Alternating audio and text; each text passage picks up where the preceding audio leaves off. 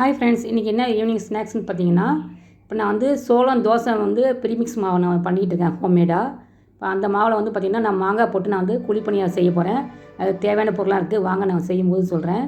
இப்போ ஒரு கடாயில் வந்து பார்த்திங்கன்னா நீங்கள் எண்ணெய் ஊற்றிக்கிங்க, கடுகு போட்டுக்குங்க, உளுத்தம்பருப்பு, கடலைப்பருப்பு, கருவேப்பிலை, வெங்காயம், பச்சை மிளகா, உங்கள் காரத்தன்மை பச்சை மிளகா போட்டு நல்லா பொன்னிறமாக நீங்கள் வதக்கிங்க.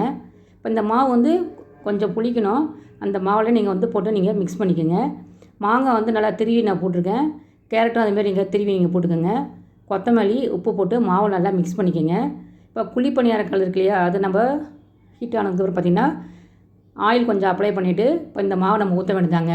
இப்போ நம்ம நார்மலாக வந்து குழிப்பணியாரம் சாப்பிடுவோம் இல்லையா, இப்போ இதுமாரி வந்து நீங்கள் அந்தமாரி சோளத்தில் வந்து மாங்காய் போட்டு சாப்பிட்டு பாருங்கள், ரொம்பவே நல்லாயிருக்கும். சைடிஷ் வந்து பார்த்திங்கன்னா தேங்காய் சட்னி, கார சட்னி நல்லாயிருக்கும். பசங்க நல்லா விரும்பி சாப்பிடுவாங்க. இந்த வீடியோ பிடிச்சதுன்னா சப்ஸ்கிரைப் பண்ணுங்கள்.